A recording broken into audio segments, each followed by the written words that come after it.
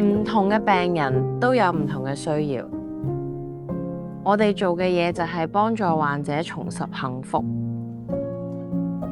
我哋係大家幸福嘅守護者。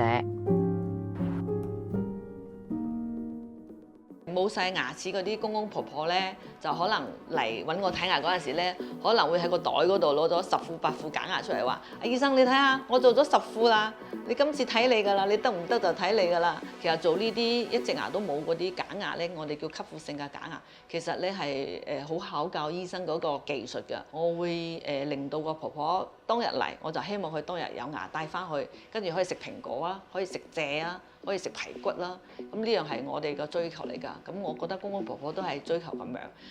咁就我哋醫生會同你印模啦，印完模之後，我哋會有2個師傅上門嚟做一個服務。咁就譬如你今朝早10點鐘過嚟打牙模，下晝我哋5、6點鐘就會俾一個牙齒俾你戴。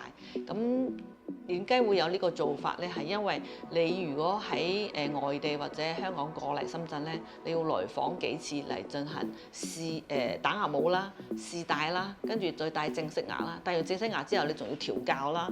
咁可能你要嚟4、5次，你會覺得好憂慮，即係未睇之前你就覺得我壓力好大啊，要嚟咁多次。咁我思考咗之後，經過呢個學習啊，揾嗰啲搭配嗰個師傅啊，咁我哋經過一番努力就造成咗一個當日即時有假牙操作完成呢一個動作。我哋愛康健應該係全深圳都係第一家有呢個服務。咁得到嘅結果係非常之反饋係非常之好嘅，所以我哋希望你可以選擇我哋愛康健嚟進行服務。